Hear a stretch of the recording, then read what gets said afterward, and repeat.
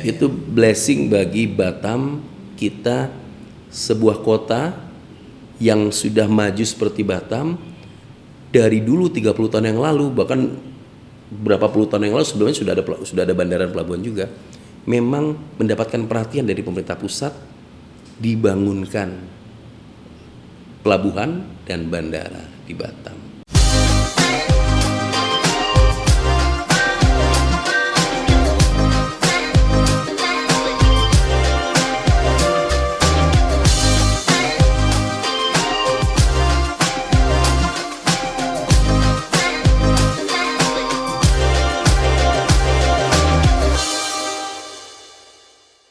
Saudara, Batam adalah kota pulau yang bertetangga dengan Singapura dan Malaysia.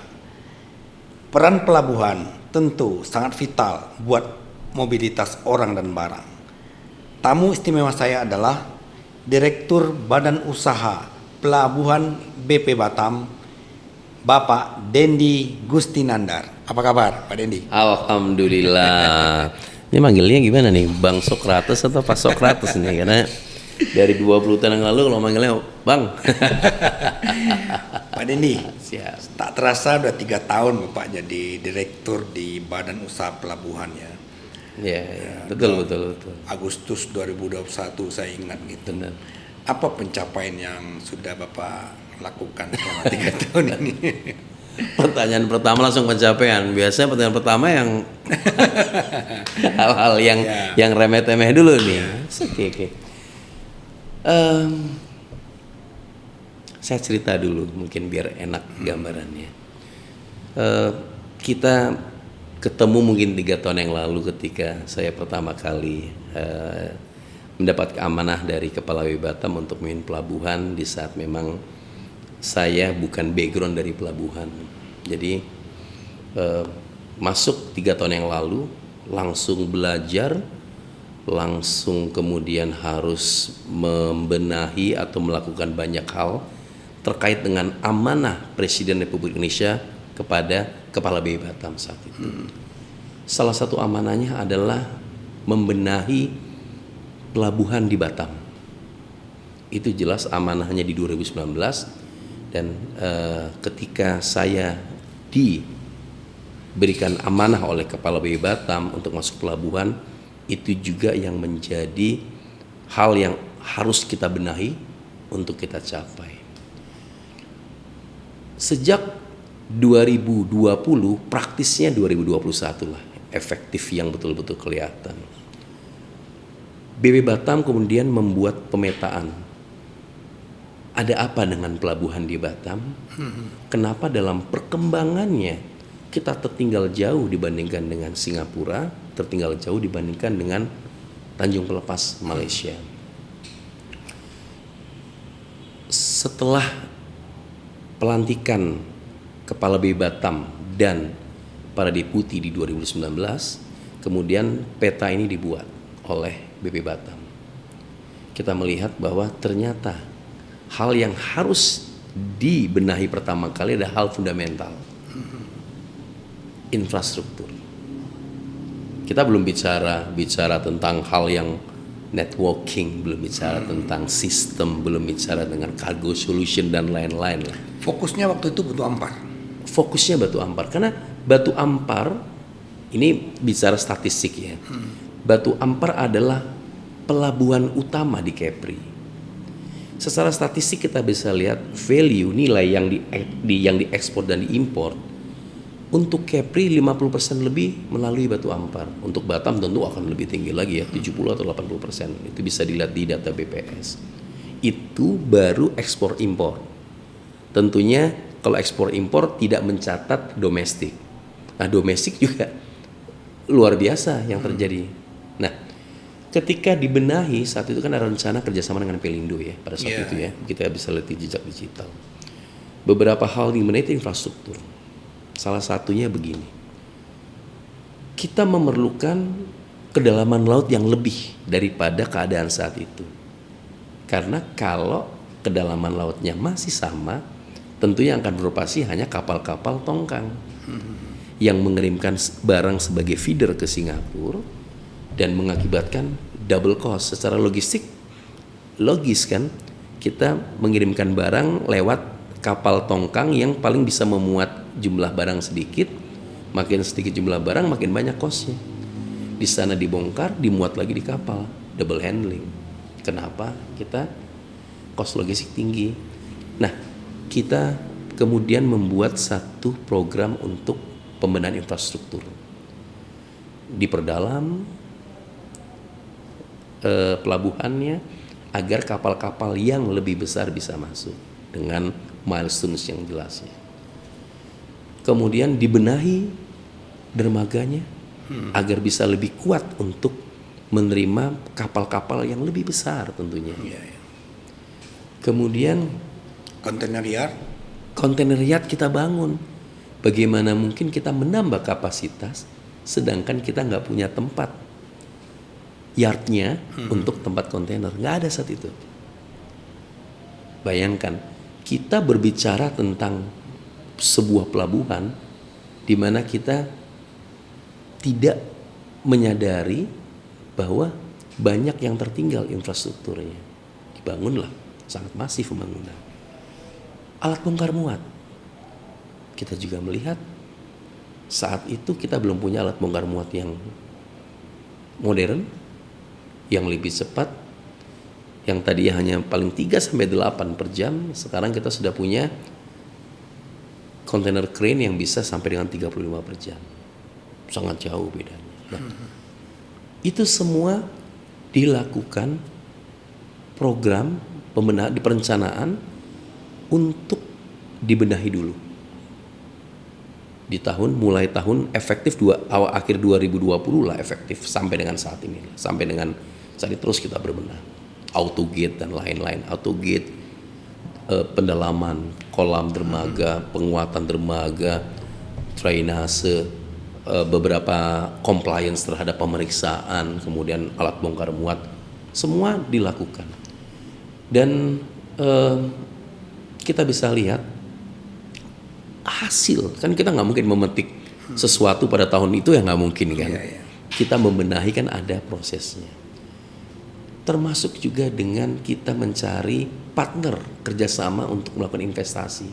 Sangat tertinggal. Investasinya juga bukan main-main, bukan investasi 100 juta, 200 juta, tapi investasi triliunan. Kita mencari partner untuk melanjutkan pembangunan ini. Nah, hasil yang sudah kita lihat di 1 tahun terakhir ini, ketika semua disiapkan, kemudian operasional kan berbuah hasil nih 1 tahun terakhir ini. Apa yang pertanyaan tadi Abang, apa yang kemudian kita sudah capai? Pencapaian yang mungkin sangat signifikan, puncak dari semuanya itu adalah Batam dalam 30 tahun terakhir dipercaya oleh mainland operator untuk dia masuk berinvestasi, melakukan kegiatan di Batam, mengirimkan barang langsung ke tujuan ekspor. Tidak lagi lewat Singapura. Bukan tidak lagi, sebagian ini masih ya. Tapi kan kita rencananya begitu kan, nggak perlu lagi pakai double handling.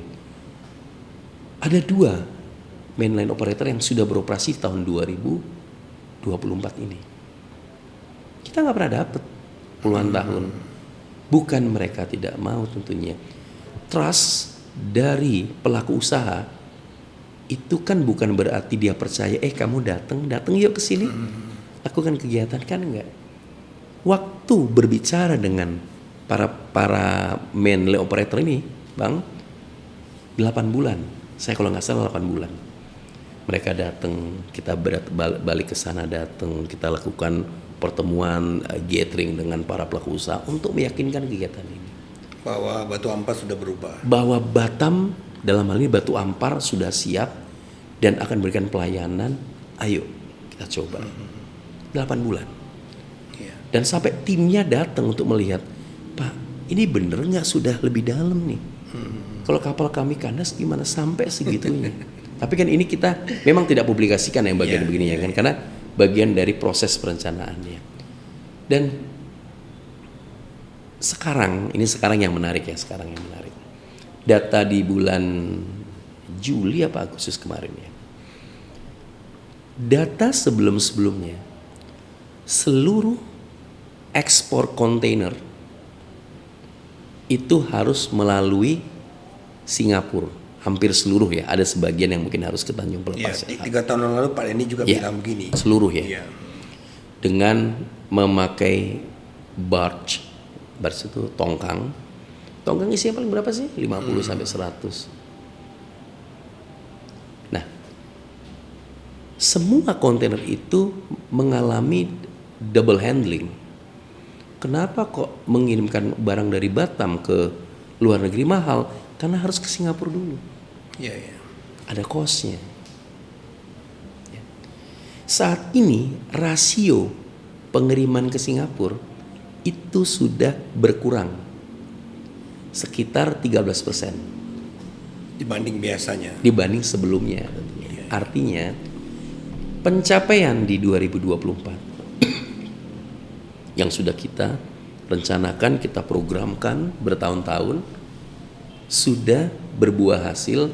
13% dari ekspor kontainer itu sudah tidak memakai double handling lagi, tidak harus double handling. Jadi sudah memakai kapal yang lebih besar, sebagian bisa langsung ke China, sebagian memang masih harus mampir ke Vietnam dan beberapa tempat. Tapi sudah tidak perlu lagi kita lakukan dengan harus double handling lagi ke Singapura.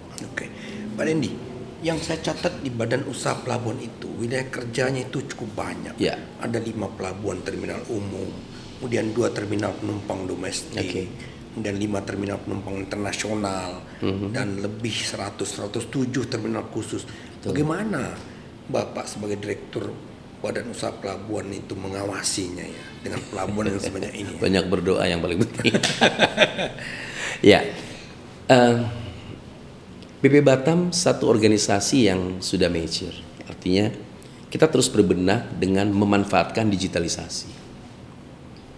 Kalau nanti pertanyaan apakah efektivitas berapa persen itu hal yang lain ya. Tapi artinya sejak beberapa tahun yang lalu, 3-4 tahun yang lalu sudah dimulai digitalisasi terkait dengan kepelabuhan. Abang kalau datang ke kantor pelabuhan hampir nggak menemukan lagi pengguna jasa yang datang. Semua sudah online. Kalau mungkin abang datangnya mungkin ingat 4-5 tahun yang lalu penuh sekali kantor pelabuhan itu dengan para pengguna jasa. Sekarang sifatnya sudah online dengan apa yang dilakukan oleh BP Batam. Kalau handphone ini berdering, artinya ada gap terhadap pelayanan tersebut. Ada ketidakpuasan. Kok saya begini? Itu terus. Bukan berarti semuanya jalan, tapi handphone saya 24 jam untuk para pengguna jasa. 24 jam. Jadi nerima telepon 11 malam, 12 malam itu sering. Oke, kalau Pak Dendi bilang semua sekarang sudah terawasi secara online, secara digital. Tapi saya masih mendengar ada istilah pelabuhan tikus. Itu kan bukan tikus di situ kan Pak. Artinya pelabuhan yang tidak resmi gitu, yang sering digunakan penyeludupan segala macam. Kenapa masih ada istilah itu? Kalau BP Batam, dalam ini tadi ini BUP, Badan Usaha Pelabuhan. Badan Usaha Pelabuhan memang tusinya tidak sampai ke sana. Kami hanya kemudian melakukan pengawasan operasional dan pelaksanaan operasionalnya pada pelabuhan-pelabuhan yang memang dimiliki oleh BP Batam atau yang bekerja sama dengan BP Batam.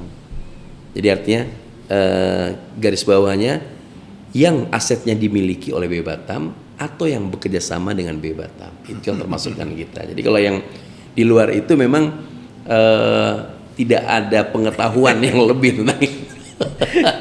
Ya kan kita sering dengar ada pelabuhan tikus ya. Iya. Image yang kurang baik itu buat Batam. Benar. Tapi kita tidak pernah mendengar istilah yang sama itu di Malaysia atau di Singapura, tetangga kita gitu. Mungkin pemakaian bahasa kan lain-lain ya. Pak Dendi, saya punya data bahwa ini mungkin sebelum atau pada saat Bapak baru jadi direktur di Badan Usaha Pelabuhan ya. Dari rencana induk pelabuhan itu dari 2021 sampai 2025 itu akan ada perkuatan dermaga 700 meter, pembangunan lapangan peti kemas, kemudian dermaga utara lama dan pendalaman alur. Ini semua sudah terlaksana ya?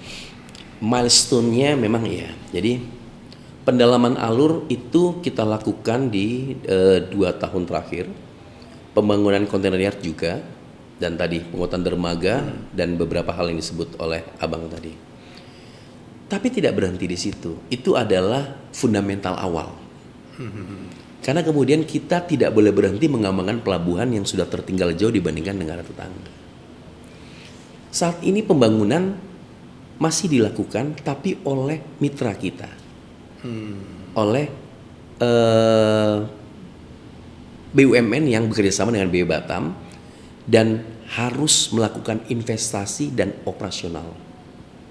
Jadi tadi kontainer yard yang sudah dibangun oleh BU Batam adalah 3,8 hektar. Tapi saat ini mitra kita harus membangun lagi sekitar 9 hektar lagi. Harus dibangun lagi. Kemudian beberapa hal juga di dalam operasionalnya harus mengadakan lagi 4 kontainer crane yang insya Allah akan datang tahun depan. Dan kemudian harus dilengkapi dengan RTG-nya di Seaway yang akan sudah jadi dan pembenahan sistemnya. Jadi singkat katanya saat ini yang dilakukan BW Batam adalah membuka pintu dulu semuanya. Milestone pertama, orang sudah percaya, oh Batam sudah berubah, jauh berubah. Tapi tahun depan yang akan dilihat itu hasil dari perubahan yang betul-betul kemudian kita lihat, oh iya, kita bandingkan before and after tahun depan akan dilihat kontainer yardnya bukan cuma 3,8 seperti yang BW Batam sekarang punya, tapi akan bertambah, tambah hampir 9 hektar nanti tambahnya, penambahannya. Iya. Berjejer lagi alat bongkar muat nanti akan jejer jadi 5. Belum lagi nih milestone berikutnya nanti. Artinya Pak Dendi mau mengatakan bahwa ini by proses. Betul. Nah, kemudian saya juga mencatat ada pengadaan peralatan bongkar muat seperti 2 unit gantry crane, 5 unit trunk trainer, kemudian ada top leader, ada 10 head truck dan 20 unit sasis. Itu sudah semua Mbak ya. Untuk pengadaan 4 tambahan gantry crane atau kita sebut STS crane itu saatnya sedang di manufacture, yang insya Allah tahun depan, pertengahan tahun depan itu sudah bisa dikirim ke Batam. Jadi nanti kelihatan sekali Batam yang pelabuhan Batam yang sudah luar biasa. Ada 5 gantry crane disupport dengan 10 RTG, ya kan? Head trucknya tentunya nanti akan betul-betul yang sudah modern, dan Batam sudah mampu kemudian mulai bersaing dengan pelabuhan kelas menengah 2025. Karena 2025 tidak akan berhenti. Kalau sekarang kita sudah bisa memperlihatkan tahap awal saja Batam sudah berubah yang tadi kita sampaikan, sudah ada yang percaya. Tahun depan perubahannya akan lebih masif milestones-nya. Dan tahun berikutnya sama dengan tahun 2028 akan jauh lebih masif lagi. Kita akan kedatangan 6 lagi kontainer crane. Kemudian kontainer yardnya akan bertambah 20 hektar lagi. Kebayang kan? 20 hektar lagi. Dan kapal-kapal yang masuk akan lebih besar. Ya. Pak Dendi, ada yang masih bertanya ya. Sekarang kan sudah alat-alat bongkar muat sudah modern gitu ya. Ada Seaway artinya kontainer yard. Tapi kenapa masih mengkombinasikan dengan truk loading? Jadi ada truk yang masih keluar masuk pelabuhan dan ada yang di Seaway, itu seperti apa, Pak? Batam itu saat ini punya throughput batu ampar ya, kita bicara di atas 500.000 TEUs. Kontainer yard yang ada di Batu Ampar saat ini adalah 3,8 hektar. Kalau dengan jurnalnya Drewry, satu kontainer yard 1 hektar itu bisa menampung 30.000 sampai 40.000. Mungkin best practice bisa 50.000 lah, tergantung dwelling time-nya ya. let's say 50.000 1 hektar. Kalau ada 3,8, let's say 4 hektar deh. Berarti kan kita hanya bisa menampung 200.000. Ya. Throughput yang ada di Batam itu 500.000. Kan ini operasional harus jalan kan? Harus jalan. Oh, itu sebabnya masih dikombinasi. Ya, masih dikombinasi. Kalau kita kemudian memaksa semua harus A, harus B, ya taruhannya pada operasional. Sedangkan saat ini kita betul-betul harus membenahi tadi infrastruktur dulu. Ketika infrastrukturnya sudah layak, sudah standar, sudah cukup, baru kita harus memulai apa yang dilakukan oleh pelabuhan-pelabuhan standar internasional. Gitu. Pak Dendi, dulu dicita-citakan 2020 Batu Ampar khususnya itu akan menjadi bukan hanya Batu Ampar sih, sebenarnya semua pelabuhan menjadi green port dan smart port. Ini semua sudah Pak ya? Sudah arahnya ke sana atau sudah masih dalam proses seperti Bapak bilang tadi? Green port, smart port semua akan mengarah ke sana. Tapi kan kita harus melihat milestones-nya. Green port dan smart port adalah pencapaian pada level berikutnya. Saat ini yang harus kita capai adalah standar pelabuhan di Batu Ampar dulu. Tadi kita sampaikan, Batu Ampar ini tertinggal sangat jauh. Kita akan berbicara milestones-nya adalah kesiapan dari infrastrukturnya. Kita siapkan yardnya, kita siapkan alat bongkar muat, kita siapkan kedalamannya, kita siapkan dermaganya. Setelah tahapan ini siap, kita melangkah ke hal yang lain. Iya. Tapi apakah sekarang terus nggak green? Kita berusaha untuk green dengan apa yang pelabuhan ini mampu. Tapi untuk mencapai berikutnya tentu pasti menjadi satu mandatori bagi kita. Iya, iya.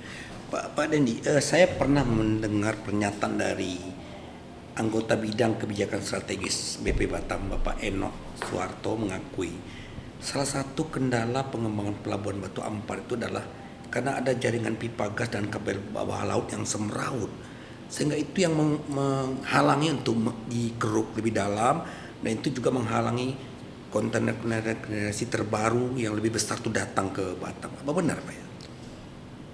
Terkait dengan adanya jaringan kabel ini menjadi isu yang pernah didiskusikan di beberapa level. Memang ini bukan level Batam yang harus kemudian mencari solusi, tapi Batam adalah bagian dari nasional yang kemudian harus mempunyai mitigasi terkait dengan yang disebutkan Abang tadi, apakah landing point di mana ya. Karena data-data di Hidros kan sudah lengkap ya, Hidros sudah lengkap.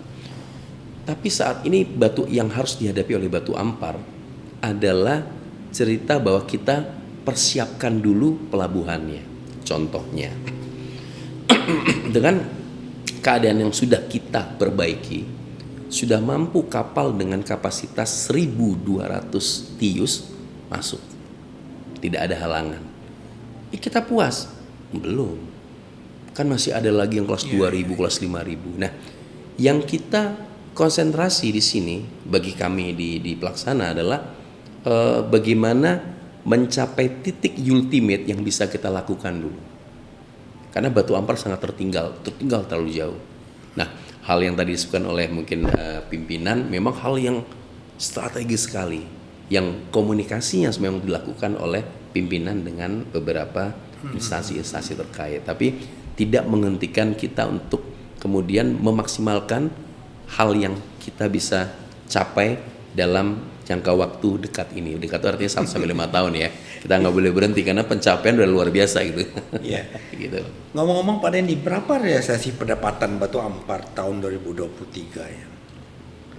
Kalau peningkatannya dibanding sebelum-sebelumnya? Tentu ada peningkatan. Saat ini kalau bisa dibilang di awal setelah kita lakukan banyak perbaikan, banyak hal, kemudian aktivitas makin meningkat, sekitar kenaikannya sekitar 30% lebih kenaikan pendapatan ya. Sebenarnya memang yang paling menarik kalau kita memang berbicaranya di produksinya. Jadi tadi produksi ini menjadi lebih progres karena batu ampar makin siap. Kita bicara dengan kapal-kapal yang mau langsung, bahkan kita berbicara dengan pemilik barang yang ingin menjadikan Batam ini sebagai hubnya dari Sumatera nih. Iya. Itu memang kita sudah bicara. Tapi memang tadi proses itu saya nggak bisa bicara karena ini terkait dengan persaingan usaha lah ya. Jadi terkait dengan kerahasiaan. Jadi hal ini yang memang menjadikan Batam lebih meningkat terus. Baik efisiensi yang dicapai, contohnya ini salah satu contohnya. Tadinya kapal-kapal yang mengangkut kontainer 500 sampai dengan 800 ini, mereka datang ke Batam itu kan perjalanan nih, 1 hari, 2 hari atau berapa hari nih kan. Sampai di Batam mereka bertambat di Batu Ampar tuh memakan waktu sekitar 2,5 hari lah. Ya sekitar lebih lah ya, mungkin 3 hari lah, 3 hari. 3 hari dia bongkar muat karena dengan alat yang sangat konvensional. Kemudian konvensional kan nggak bisa panjang gini kan. Jadi nanti sudah selesai, udah kapalnya balik lagi, begini lagi. Oke. 3 hari. Sekarang dengan apa yang sudah dilakukan BP Batam, menyiapkan infrastruktur, membeli alat bongkar muat yang canggih, memilih partner BUMN, mereka sekarang bongkar muat cuma 1 hari. Ya, artinya dwelling time-nya juga makin Bongkar muat bukan dwelling time ya, bongkar muat ya. Kalau dwelling time kan pada kontainernya. Waktu bongkar muatnya jauh, udah turun 2 hari. Turun 2 hari dia pulang dong. Pulang kan, minggu depan dia balik lagi. Ternyata ketika tadinya satu bulan tuh 4 kali, mereka balik-balik kan ada penghematan setiap datang 2 hari. 3 minggu sudah 4 kali mereka datang. Duh, ini masih 1 minggu mau ngapain kita nih? Ternyata 1 minggu dia tambah lagi. Jadi 1 bulan volumenya jadi bertambah. Ya. Tapi saya heran Pak Dendi, kenapa ya misalnya semua infrastruktur utama itu dibangun BP Batam ya. Mulai dari dermaga utara, ada QC Crane, ada CY. Tapi operasionalnya kenapa mesti dikerjasamakan dengan PT Persero? Kenapa tidak diurus sendiri oleh Badan Usaha Pelabuhannya? Kalau dengan bermitra, rasanya BP Batam melakukan kegiatan-kegiatan serupa. Contohnya bandara. Kita bekerja sama dengan pihak yang tentunya sekarang menjadi perseroan terbatas. Ya, lebih capable ya dari sisi tentunya dari segi kemampuan investasinya dan kemampuan operasionalnya. Kemudian air. Kan kita nggak mengenai dulu kita kerjakan sendiri, kemudian dikerjasamakan. Bandara juga dulu kita kerjakan sendiri, kemudian dikerjasamakan. Dan rumah sakit juga rencananya bakal dikerjasamakan. Nah, pelabuhan ini bukan hal yang baru sebenarnya. Kita lihat pelabuhan Batam Center sudah lama dikerjasamakan, pelabuhan Sekupang sudah lama dikerjasamakan, pelabuhan SCN juga sudah lama dikerjasamakan. Jadi bukan hal yang baru bekerja sama. Pertanyaannya kita balik, apakah dengan langkah yang dilakukan oleh BP Batam kemudian pengguna jasanya lebih puas atau tidak? Kan secara statistik kan secara report bahwa ini lebih baik. Kan BP Batam ada di Batam bukan untuk BP Batam tapi untuk Batam ya. Kita memberikan hal yang lebih baik pelayanan pada BP Batam dan terbukti apa yang kita lakukan dari sudah 53 tahun ini ya kita memberikan semuanya yang kita bisa kepada Batam. Gitu. Dan survei kepuasan masyarakat terhadap pelabuhan itu juga cukup baik. Alhamdulillah selalu baik karena dukungan dari pengguna jasa dan kita sangat terbuka terhadap kritikan dan masukan. Kemudian saya juga mencatat dulu sebelumnya layanan bongkar muat kapal peti kemas itu hanya 8 sampai 10 box per jam, sekarang 40. Itu karena alat-alat canggih itu ya. Karena peralatan dan manajemen, Pak. Jadi bukan saja peralatan kalau dengan tidak di manage Ada manajemen yang baik. Manajemen itu artinya ada sistem informasi yang digunakan, ada satu proses yang memang standarnya memang lebih baik dari sebelumnya. Intinya keluarnya menjadi efisien. Intinya efisien. Pak Dendi, sebagai Direktur Badan Usaha Pelabuhan, tentu Bapak tidak hanya memikirkan Batu Ampar ya, semua pelabuhan ya, semua terminal umum, kemudian internasional, kemudian saya ada beberapa pertanyaan Pak. Hanya ada 2 pelabuhan internasional kita yang cukup ramai gitu, terutama Batam Center dan Sekupang. Tapi seperti Marina, kemudian Nongsa, itu kenapa sepi ya Pak? Apa upaya untuk mereka juga bisa berkembang gitu? Ya, kalau Marina yang di Marina dan Nongsa, status Marina dan Nongsa itu bukan pelabuhan umum, tapi pelabuhan khusus. Gitu. Statusnya memang pelabuhan khusus dia. Sama dengan Harbor Bay berarti? Harbor Bay pelabuhan umum, Pak. Jadi status kedua pelabuhan ini memang pelabuhan khusus. Pelabuhan khusus karakternya artinya memang khusus. Penumpangnya memang adalah yang terkait dengan kawasan mereka. Sehingga memang kalau pelabuhan khusus rame, malah ditanya nanti, ini dari mana rame? Jadi memang pelabuhan khusus tidak mungkin seramai pelabuhan umum. Kalau dia rame, malah jadi pertanyaan, kan nggak boleh jual tiket di mana nih dia nih, di mana itu. Jadi memang begitu karakteristiknya dia pelabuhan khusus. Jadi bukan tidak diperhatikan ya, karena memang statusnya ya. Statusnya, jadi reportnya juga, operasional reportnya ada perbedaan dengan pelabuhan umum. Iya. Kemudian ini Pak, saya juga perhatikan ini kurang terperhatikan pelabuhan Roro Pak. Karena kan pelabuhan Roro ini sempit gitu, dan antrian panjang, penggunanya makin bertambah. Roro Sekupang nih maksudnya ya? Di Telaga Punggur Pak. Oh. Jadi itu hanya ada satu pintu masuk dan pintu keluar juga di situ. Kemudian mereka juga mengeluh. Padahal menurut saya keberadaan kapal Roro ini akan sangat membantu menekan inflasi di Batam yang rata-rata mendatangkan sembako itu dari luar. Gitu. Jadi kalau Roro itu tidak di bawah BW Batam. Oh gitu. Di Roro ini dimiliki atau dioperasionalkan oleh ASDP BUMN. Iya. Dan BP Batam yang kita kelola adalah pelabuhan penumpangnya. Pelabuhan penumpangnya. Nah kalau Roro ini memang bukan di kita. Saya tadi kiranya pelabuhan Roro yang ada di Sekupang ini menarik sebenarnya yang Sekupang ini. Jadi ada juga pelabuhan Roro di Sekupang yang kita kelola. Dia mengirimkan kontainer, tapi dia sasis, Pak. Jadi kapal tongkangnya itu tidak numpuk 3 atau 4, kita hanya 1 karena sasis, ada sasisnya. Tapi tahu nggak, jumlah yang dikirim setiap tahunnya itu bisa mencapai 90.000 kontainer. Jumlah bongkar muatnya, mohon maaf. Jumlah bongkar muatnya. Kalau harga, tentu dia pasti lebih mahal karena kan dia cuma satu tir. Itu dari Singapura ya Pak? Singapura. 1 tir saja. Nah ini pernah dikeluhkan pengusaha Batam, kenapa kita nggak bisa masuk ke Singapura gitu? Ya. Kenapa mereka bisa masuk ke sini? Itu hal yang lain mungkin ya. Itu hal yang mungkin tidak sesederhana itu menjawab. Tetapi yang menarik bahwa di Batam ada industri-industri yang memang memerlukan jasa yang tadi kan banyak yang bicara tentang harga yang premium. Ini kan harganya premium, tetapi juga kecepatannya premium. Jadi di Batam ada pelabuhan Roro yang menuju ke Singapura dengan sasis dan diminati oleh pengguna jasa sampai dengan 90.000 bongkar muatnya. Iya. Kemudian Pak Dendi, saya pernah dengar, tapi saya nggak tahu apakah ini bisa terlaksana ya dalam waktu dekat ya. Katanya bakal ada jalan tol dari Pelabuhan Batu Ampar ke Mukakuning. Apa benar ya Pak?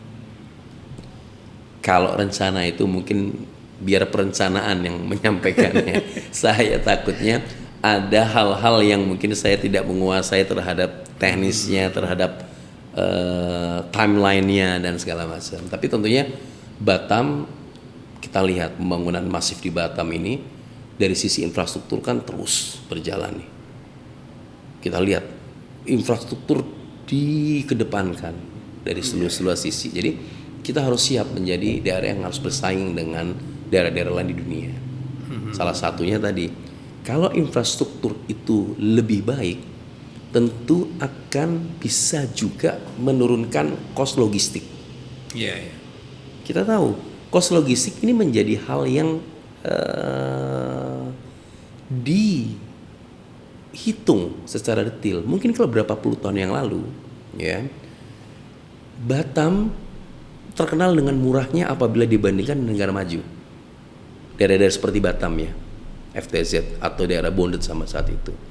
Karena saat itu untuk menghemat biaya produksi, mencari tempat yang lebih murah tenaga kerjanya, lebih nggak ada pajak saat itu. Tapi strategi itu kan sekarang semua dilakukan oleh ribuan FTZ. Sama-sama murah nih, sama-sama nggak bayar pajak, nggak ada pajak. Terus apa? Kos yang dulu kos logistiknya memang tinggi pun oke, sekarang kos logistik yang diadu. Nah, dengan pembangunan infrastruktur yang baik, salah satu infrastruktur di pelabuhan, ini adalah menambah daya saing Batam untuk menarik investor-investor. Karena lihat, kos logistik makin lama makin turun nih. Karena sekarang semuanya sudah murah, mau ngadu apa lagi nih? Dan yang anehnya juga rata-rata pengusaha di Batam industri itu tidak punya gudang ya Pak. Ya, semua strategi pasti ada kan di seluruh tempat dia punya strategi bagaimana turnover itu namanya apa ya, kalau dulu saya kuliah itu ya, manajemen persediaan itu kan memang ada teorinya ya. Bagaimana ya, seperti bagaimana sekarang salah satu seperti Alibaba dia membuka beberapa tempat gitu kan untuk distribusi. Sampai yang lebih hebat lagi, ada juga perusahaan-perusahaan yang katanya perusahaan transportasi tapi nggak punya mobil kan. Itu sebuah kreativitas ya. Nantinya kita harus tetap ikut. Kita harus lihat apa kreativitas yang akan muncul lagi. Tapi ngomong-ngomong Pak Dendi, beberapa hari yang lalu kenapa Pelabuhan Batu Ampar banjir ya? Apa karena curah hujan terlalu deras atau karena pembangunan di Dermaga Utara?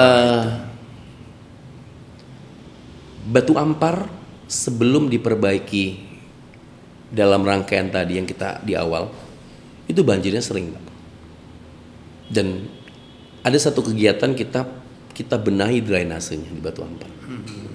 Jauh lebih kita perbesar. Setelah itu kita nggak pernah lagi lihat itu banjir.